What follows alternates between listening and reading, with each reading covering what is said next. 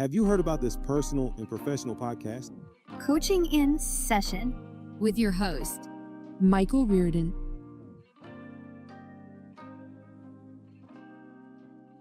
Shruti, thanks so much for coming on. We're going to be talking about your work. I know you do so much more, but today I'm just going to kind of make it a basic for everyone, holistic health coaching. And I'm going to pass you the reins and you can tell everyone what you do in its totality. And then, of course, after you're done with that, tell them your unique story. Sure. Thank you, Michael, first of all, for calling me on your show. It's a great privilege and honor. So I would say yes, holistic health coach is multifaceted, and basically people don't understand what holistic health really means. So I would want to clarify that. Holistic means approaching the mind body as a complete total entity, not separating them. So, what I like to do, I also call myself as a cancer coach because I'll share my journey, how I came into it.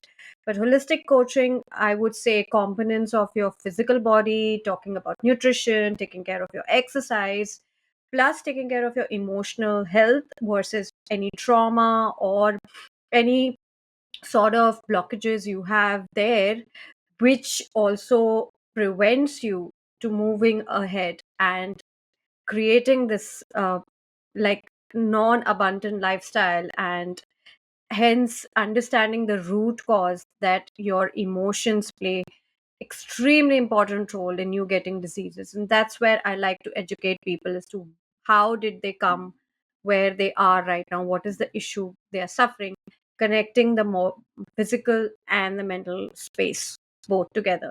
So that is my job. Secondly, yes, I do a lot of emotional energy work, including yoga, breath work, and I'll bring some components of Ayurveda, because Ayurveda is just not medicine, it's also a lifestyle. How you move, how you breathe, how you eat, how you sleep, everything together. It's basically a lifestyle transformation. So that's what I try and do when people come to me, and I try and look from each and every angle, from the spiritual, from the emotional, from the physical angle, and try and change their health condition from that place onwards. How would someone know that they need help with their holistic health, nutrition, overall total emotional well-being? Is there something that you can maybe guide people to understanding where there's like, if you are in this position or in this place, then you should look for some help? Sure. So, first of all, if from an Ayurvedic point of view or from a Vedanta point of view, I would like to explain people is that how are you feeling when you get up? Are you able to, let's just start from the moment you get up. Are you waking up fresh? How was your sleep? Are you positive during the morning? Because the morning is like, you're waking up and the body is supposed to rise up and feel fresh, feel refreshed. And how are you eating your food? How are you bathing? What thoughts are coming into your mind? Are you anxious? How are you taking your work life balance? Plus, how are you doing any physical activity? Are you even uh, wanting to do any physical activity or not, first of all? Because a lot of people have this constraint, they just do physical activity because they are pushed to. But you should like to walk, you should like to go out, you should like to go out in the sun. And how is your social life like, right? Are you inclusive, are you exclusive?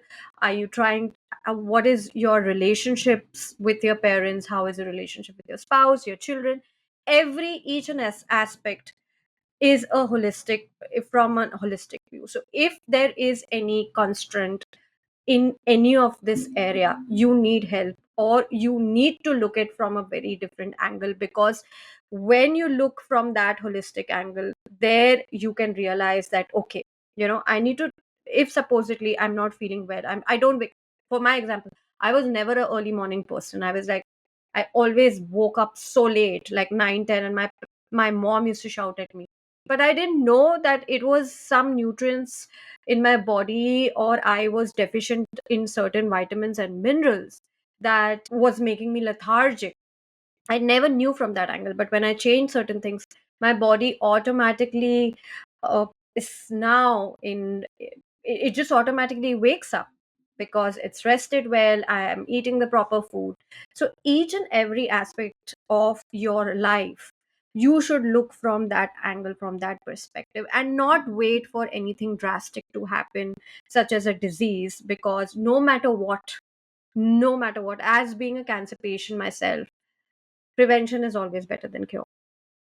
But the reality is, many people are going to wait for that trauma, I that know. bad news from the doctor before they wake up. Yes. And I always tell people, like, like, why wait for those rough moments in your life to take action and to take initiative? And I understand why, because the brain and the mind, they just love easy. We're on cruise control. There's nothing really bad. Yes, we have some stress. Yes, we have some anxiety. Yes, we didn't get some good sleep last night. But we don't necessarily see it in the bigger picture, but it compounds over time. So one day turns into a week, then a month, then a year, then now Yes. you're figuring out, like, oh my God, like, am I going to be doing this for the rest of my life? And I remember when I was in my early 20s, I had been training for a marathon and I had tweaked my hamstring. And me, I'm stubborn. So I was like, I'm still going to go run. And I ran this 5K. Mistake number one. I developed sciatica after that. And I'm in my early 20s, 22, 23, and I'm literally taking Advil PMs and to go to sleep. And I'm taking, just a Tylenol to get through the day. And I'm a teacher. So I'm literally walking in the hallways and dancing and stuff. And it was difficult. And I'm thinking, I'm in my early 20s, is this life? Like, like, am I going to be having to take these pills every day just so I can move? And then, something came into me. I was like, I have to heal. I have to get better. It wasn't, so much of like, oh, I can't get out of bed and things like that. It was more of a lifestyle choice that I said, I don't want to be reliant on these drugs. I want to be reliant on me. And that's so powerful because after that I did yoga and I did a bunch of movement things to help me heal from that, and I was able to learn what I needed. But it wasn't so much of me saying, I know how to do things by myself, or, oh, it's going to pass. It was, I had to take action. It wasn't something that, like, I can wait 5 years and it would be fixed. I know sometimes people like to throw things in the closet, sweep things under the rug, and they hope that it will go away. What is the problem with many people doing this in their lives, sweeping things under the rug, throwing things in the closet? Because it seems like that's what people tend to do initially. Yes, I mean, you're so right and bang on, and thanks for sharing that story. It is a very powerful wake up call. The problem, I'll tell you what my problem. I was the same, stubborn. You're youthful. You think you can rule the world and you can go out and do whatever you want. And I had severe acne problems. Like my skin is cleared out right now and everything, but I had severe acne problems, and I wanted a quick fix. I went to the doctors, and they started giving me birth control pills at what, at 16, 17 years, maybe at 15 years. And that, I never knew. I took it, and it was all okay and everything, and it used to start coming back and back once I stopped it. And I went to the top dermatologist, everything, but I never started looking from a very different perspective as to what am I eating or what am I putting in my body. But that time, first of all, I think right now, because of the podcast, because of people who are so passionate about speaking, that I didn't we weren't as educated. I was not educated about health. I was just like, okay, go to your exercise, eat XYZ food, and you'll be healthy. But that's not the case. Each and every aspect matters, right from your physical to your emotional to your psychological. Right now, what people are, first of all, the work pressure. I think, when I look back, as like the pressure of, say, if you look from the millennials point of view, they kind of compare themselves with each other. Social media, oh, they are looking certain way, they want to be like slim. They're going on fat diets and not realizing each and every individual needs are very different. And thirdly is that, the social pressure, I feel, is humongous on these kids. they have to work in certain manner, they have to earn certain amount of money, they really want to go out, and they want to do everything. So the health perspective, because you're youth and you think you just can take a pill and it will never have a side effect, they think that they are the masters, and they'll just conquer everything, not realizing that it will have this, as you said, the compounded interest. You have to pay, the body will pay. But because they feel that they're infinite, maybe, and nothing will happen, I think this whole societal thing, the social media adding to it, is creating a lot of confusions, plus a lot of competition among the youth, I feel. So I think one of the reason is because of this. What do you think? Well, when it comes to social media, especially with our younger generation, peer pressure and peer acceptance is predominant to, a parent's wisdom because they Yes. want to be accepted by their peer groups and their friends. So Yes. they will do things that might not benefit them long term, but immediately it would give them some sense of gratification. Sometimes we can look at social media and we can see everything that's perfect. And then we can Yeah. look at our life and we see that our life is not perfect. So Yes. then we start to put ourselves in someone else's shoes when the reality is that we already have shoes on that we need to be worrying about. And the Yeah. more we give our power away to individuals, meaning like you have power over me because you're better than me, because in your mind you're Yeah. saying that this person is better than me. And you might not mean it, but like subconsciously, that's what's coming to your mindset. So we Yeah. have to look at the emotional response social media is giving us. And I know, I can't speak for women, but to look at social media and there's all this competition and there's all these girls and you're in a sea of, all these beautiful women and Yes. you want to stand out, you want Yeah. to be pronounced. So what do you do in your mind? What is that process? I don't necessarily know, but what I can tell you that is if you follow that path, typically you find stress, anxiety, Yeah. fear, like a plethora of issues that can turn into bigger problems later on. Now, what I will say women do extremely well is they get help. Men are typically the ones to say, you know what?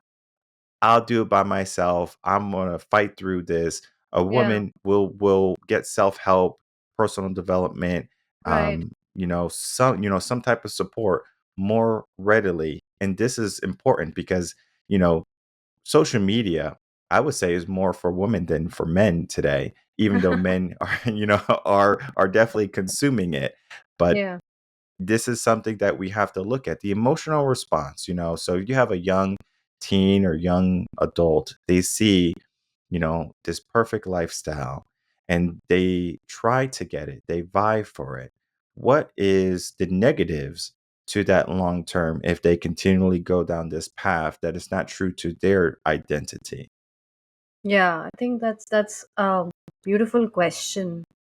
I feel I see, and the conversations going on with the new millennials, or somebody who's, say, a client who is like a millennial, and I just it was very shocking to talk to a lot of people who have these chronic issues, especially in their 20s. So I was talking to someone, a young woman in I think 18 or 19 years old, who got diagnosed with breast cancer.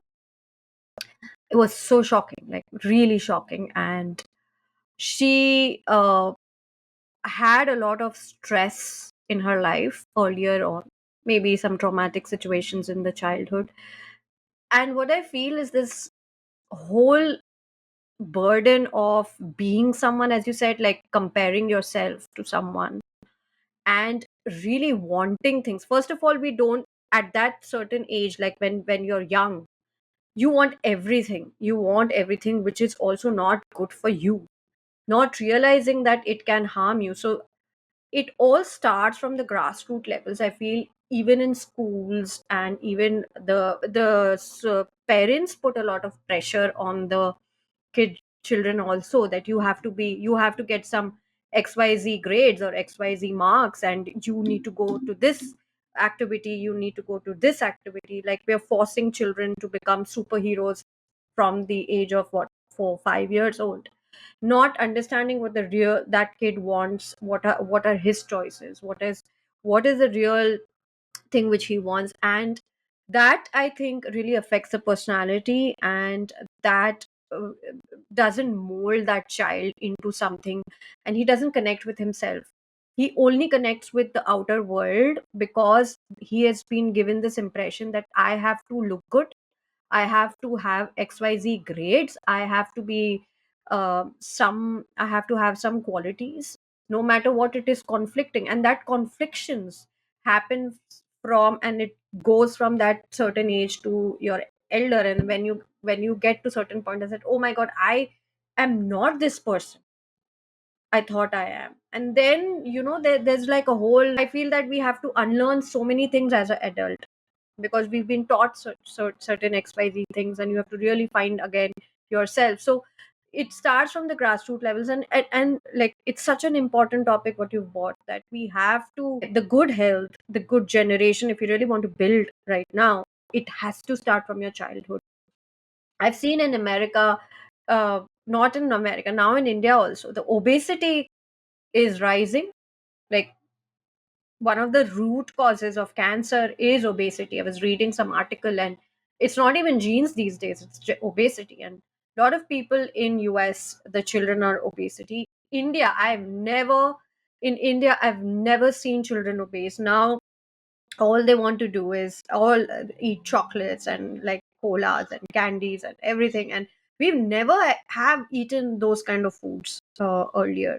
The It's like McDonald's and KFC have become their to-go places, and parents have also put those, because it's like shortcut for them. Just go grab a burger from McDonald's, and that there you are. People are not really understanding that it has long-term implications.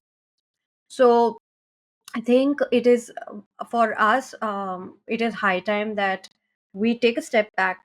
The parents, the children, the society, everything, the community, the school come together and understanding. Okay, are we going to build a generation which is full of sickness, which with the generation is going to get sick, or we want a healthy body and mind, because that is going to lead to generations of healthier people again and again. When it comes to, being a parent and raising your child to be the person that you would like them to be, it is like a blank canvas. And you are the artist as a parent, right? You get to decide what schools they go to, if they go to school, or you get to homeschool them. You get to decide what type of content they have in their developmental years growing up. So if you give them an iPad while driving, or you say, look out the window and enjoy the world. Yes. This is something that you have to realize, that everything that you do helps build them up, or it helps tear them down. And you have to build the strongest child that you can in our world today, because you have to be strong. And there's a quote or a saying. They say, do not be afraid to educate or train or develop your child to be a dragon slayer in the time of Mhm. no dragons. Because to be a warrior or to be a fighter, to have that spirit, is something that, even if you are in times of peace, that is powerful, because it's going to give you that spirit of someone who can overcome the challenge of adversity and Yes. struggle. Yes. Because if we look at our world today, a child that maybe gets a bad grade, gets bullied, things don't go the way, there's a problem. They shut themselves in, they become recluse, they become cold. And if we look back just 50 years, we had that fighter spirit, or parents had that fighter spirit within them. Like, if something didn't go their way, they're like, well, I don't like this, so I'm going to adjust it to what I'm Yeah. looking for. And it's not so much of entitlement, it's so much of understanding your power. And Right. in a sense, people relinquish their power. They relinquish their power to heal, to live, to be happy. And it's something that we have to understand that we shouldn't be giving this away so readily. Yes. Why are individuals in this mindset of being powerless rather than being powerful? Yeah. I mean, that's a beautiful, again, what you said is so true. Again, I feel people, like I have nephews and nieces. I don't have children of my own, but when I see them, uh, they get happy with simplest thing. They don't really want, if you get them time, attention, love, care, they don't even want to see the mobile. Like, I play with my niece and she will be happy with like a smallest cute little toy versus the phone. And we give them this habit of just take the phone and just leave me alone, right? We don't have the time and the capacity. Maybe it's because we are busy. We have bills to pay, we have to earn. But again, I would say it's all the matter of priorities. Like, if we are bringing a child into this world, first of all, we need to sit and understand as parents that what track, it's like a it's basically an institution itself. Like, it's a kind of homework for rest of your life. How are you going to build, like you say, it's a canvas, right? How are you going to bring in this child? What are the values you're going to put in? Because you have to be a great example in front of them. Your children are going to copy you no matter what. How you are together as a husband and wife, how are you doing things, how are you eating, right? It's most importantly, how are you presenting the food in front of them, how are you reacting, how are you, so everything, little things matter. And if I feel that, because we have so much burden, we've put so much burden on ourselves of earning XYZ amount, this and this and this. We have to pick and choose our battles. We cannot do everything together. I mean, everything has its own time. But if you are bringing children together, you must have those priorities set, and how you have to like discipline yourself. I think most people, I feel right now, the parents, they lack discipline in eating, in giving their children what they want. Like, they will. You have the money, you can throw things at them. Like, okay, you want this, just shut your mouth, right? So you have to set some values in front of them, and that's how I feel they will learn, and that's how they will grow as. Because if you are not a good example in front of them, no matter what you do, it will have an effect, an impact on them. Very true. Yeah. The millennials, they grew up in a time when their parents were extremely busy and almost passive to an extent, where they thought their actions were enough to show love, so they would take them to Disney World and they'll do all these things and they would sacrifice. And they Yes. thought that if I show you this, this is enough for me to say that I love you. But one of the top complaints from millennials to their parents is that they didn't say, I love you enough. They Yeah. didn't spend meaningful time with them. So, time that was spent with them was watching movies together, being in front of the TV, not really talking. And so, what they did was when they had children, they wanted to give their children the life that they didn't have. So, they're about 70% more active than than their parents. And what's happening with this generation, because it almost seems like you are fixing what was wrong with you, and then now you're creating new issues for each generation, Mhm. because every generation is going to have a different like a perception for how Yes. they view their parents. And what's happening now is, if you take away all the hardship from your child, they don't understand how to overcome any type of adversity. So these That's so parents true. love their children That's so 100%, true. right? Yeah. They will fight their fights for them. If they see them struggling with something, Yes. they will say, you know what, I'm going to take it.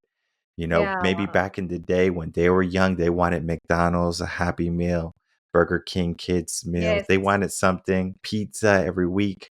Now they're giving it to their kids because they are saying in their heads, I didn't have it when I was growing up, and this was something I Yeah, truly wanted.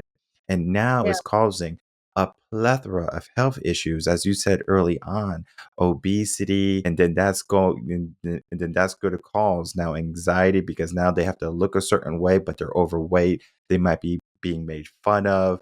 They yeah, can't properly move, so they're not confident within themselves. And now we can see just how each generation, it seems like we're trying to make progress, but we are always taking a step back because we can't see the whole picture. What is the whole picture when it comes to not only generations, but health?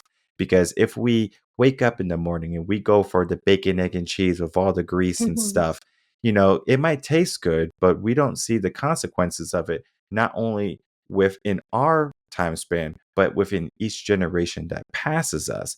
What would be something that is more maybe economical and stronger or more supportive long term for someone to adapt into their life or to incorporate into their life, where they say, you know what, if we follow this system, if we follow this approach, not only are we going to be healthier and happier, but everyone else that follows us will. Because as you said, the kids are paying attention to the things that we do and the things that we do not do. yeah. And that's right. And yeah, we have to look from that perspective. And I would say there are so many things you can change, right? From just go to your pantry and see. I mean, I would like to not even go to the whole food, like the food store. They have so much processed things. So look in your pantry, just remove all the sugary stuff and just keep very simple stuff. You can have an oatmeal in the morning and not have sugar. Instead of sugar, just put honey if they don't eat. Like, you need to change your habits of your kids. If they are really addicted to sugar, do one thing. Instead of giving them sugar, just replace it with a better alternative. At least start. That would be the first step, I guess. Just having first thing going into cheese and bacon, maybe just have a simple oatmeal together, sit with them, add some blueberries, put some seeds and nuts and all everything. That's very economical. That, I think, everybody will have good fiber, it'll have good proteins, it'll give you the nourishment as well. So doing that. And also, say for example, you cannot cook at home, maybe if you're going out, so having sustainable options, like just taking one meal as a salad, maybe just adding some green vegetables, doing green smoothies. I don't think so that's very expensive in the morning. Instead of giving them like a whole chocolate milk or a milkshake of strawberry and adding again sugar, maybe you do a fruit smoothie, right? It would be as simple as possible and very economical. So you can make that small little steps and drink with them, like show them that you are also consuming the same things as they are. So that will make an impression in their mind that, oh yeah, my I am somebody is also, because children need support, children needs that kind of encouragement, that drinking healthy and I look healthy, talk to them in a certain way. Having that option, like having some greens in your, having a portion of vegetable every day, it can be cooked, it can be salad, that is economical, and that will be more or less expensive than just going to maybe getting your any kind of meal from the restaurant. That is more economical. Cook together, involve your children.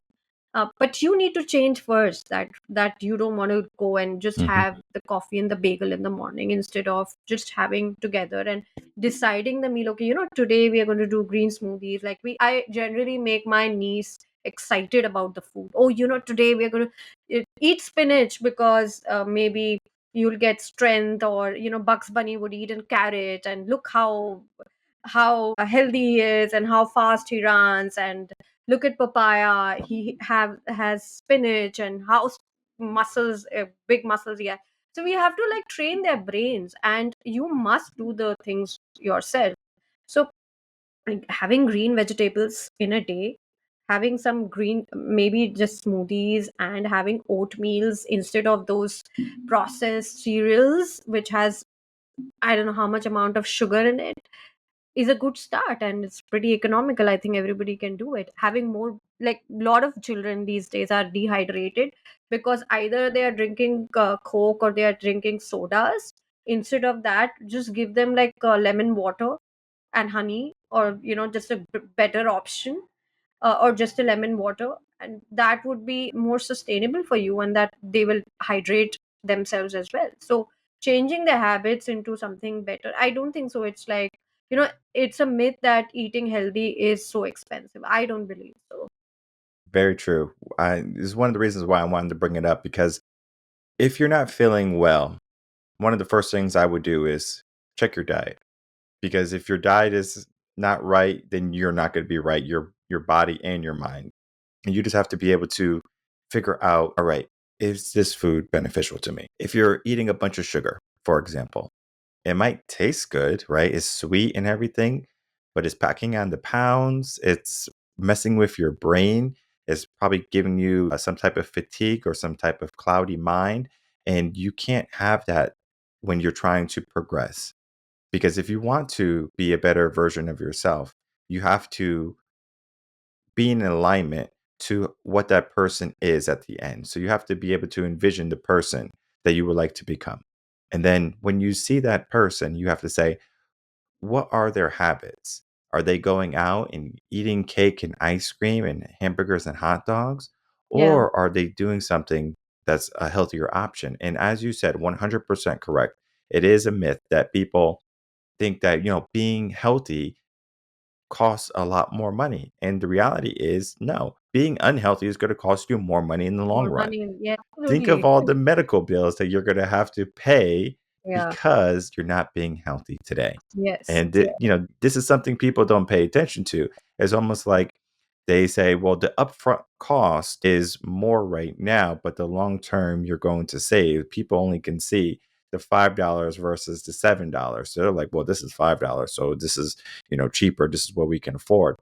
But the $7 will probably be better long term. You're going to save more money on your health and everything like that.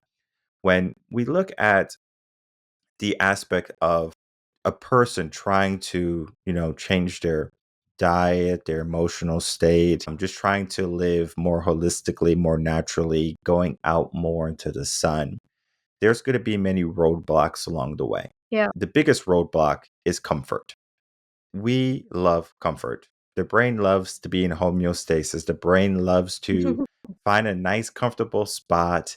We like Yeah. to say that we look wonderful all the time. So we spend money on designer clothes and on the best makeups and on the best, gym memberships. And we hope that this is enough. But comfort also has to be fixed with a good set and a good amount of accountability. Yeah.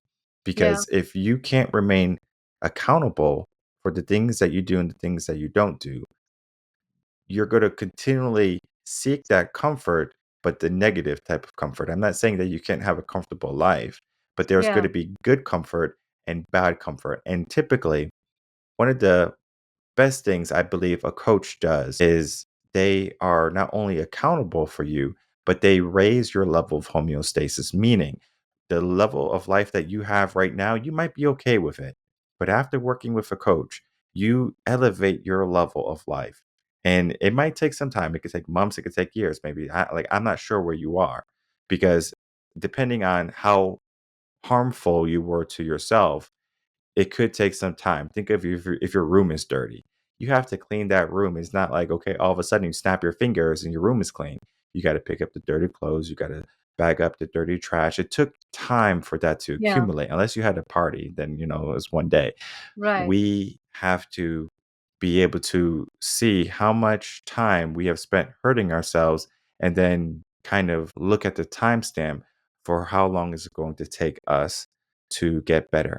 What is your time frame typically when you work with a new client? Because results are big for people. People Yes. love the instant gratification, as we talk. They want the instant pleasures in life.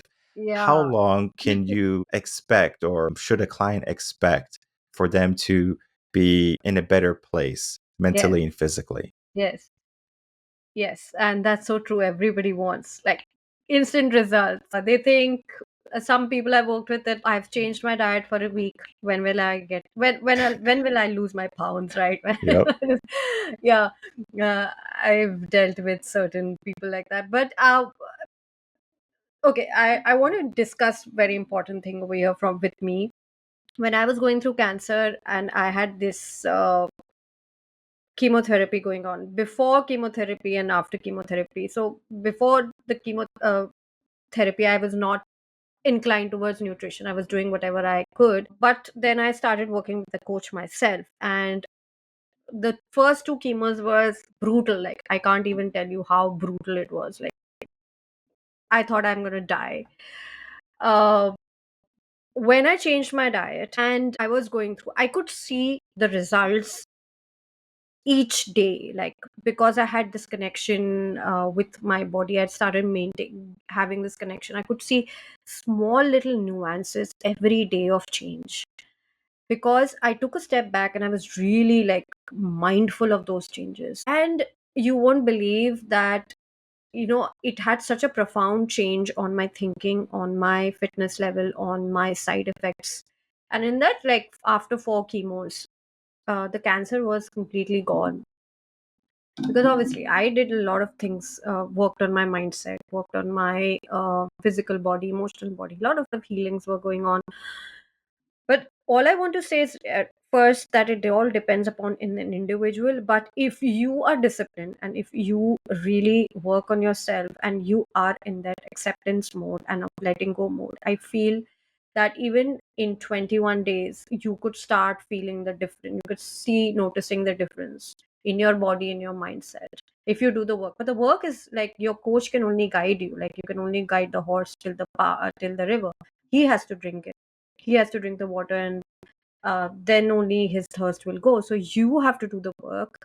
And I have never seen any individual in my 4 or 5 years of experience that if they do the work, they won't see the results. That's hardly the time. Everybody in 2 weeks or 3 weeks of time starts noticing results. Like, they will definitely see results. So I think it is an individual perspective, and also their doing, I feel.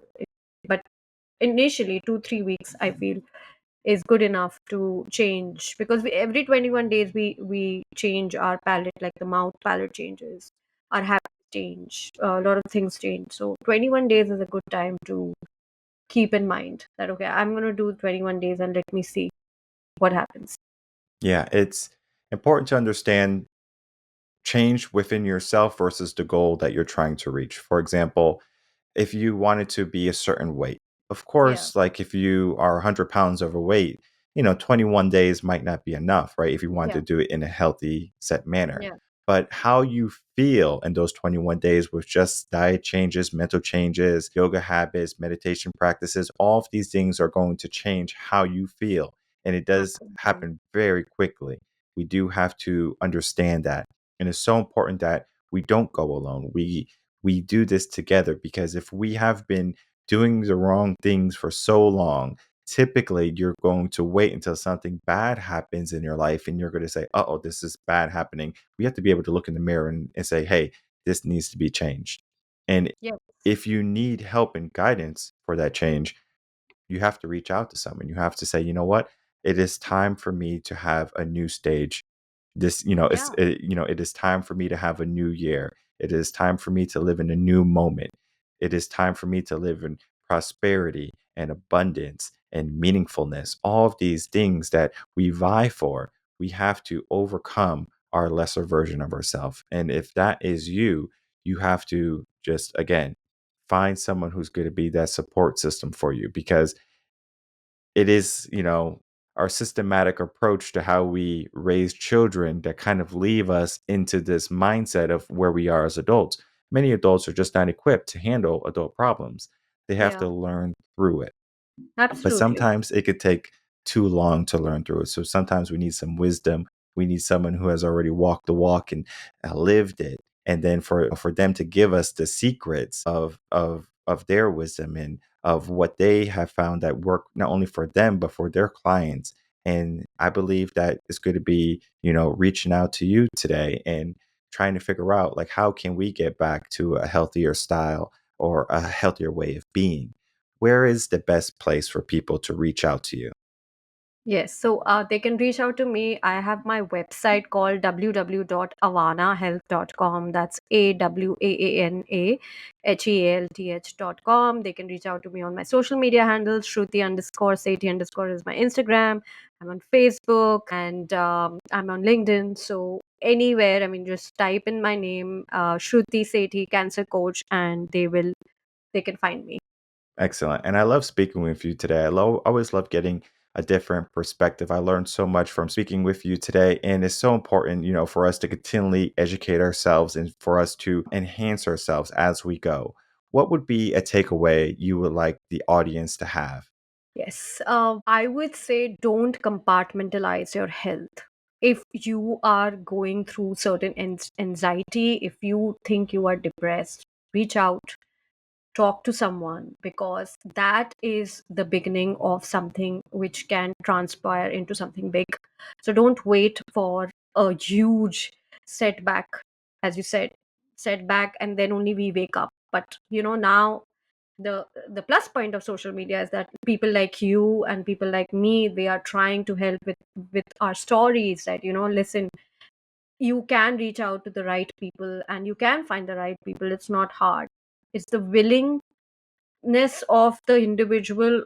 You need to open your mind and understand and take a step back. Okay, you need help, first of all, to reach out to people, and please educate yourself. There are holistic ways of dealing. I mean, one pill is not an answer. It's the inside outside approach rather than outside inside approach. So that is something which is extremely important, because I feel people have a lot of mental, they're just in this pool of in a well right now, where they don't know where they want to go or how can they come out of it. But it's simple, taking one step at a time, and you will see the light. So all I want to say is just reach out and work with a mentor, work with a coach like you or me or anyone that has walked the walk. That's what I would like to say. Yeah. When I read your story and I learned about the work that you're doing, I said, I have to speak with you, have to have you on, because that's so powerful. Because there's so many people who are living in their story and they're saying that their story has no good ending. But the good ending is going to be something that you get to decide. So if you're Absolutely. ready to change that ending, begin today, reach out to us. Be sure to share, like, comment, do all these things, and to give yourself that invigoration for change. So I want to thank you so much, Shruti, for coming on and just talking about your work and sharing your story with us today. Thank you, Michael, and really kudos to you for doing your work, bringing out such an enlightened guest, and coming out with a podcast with such beautiful questions. I'm sure you're making a difference to the world and the people who really need it. Thank you so much.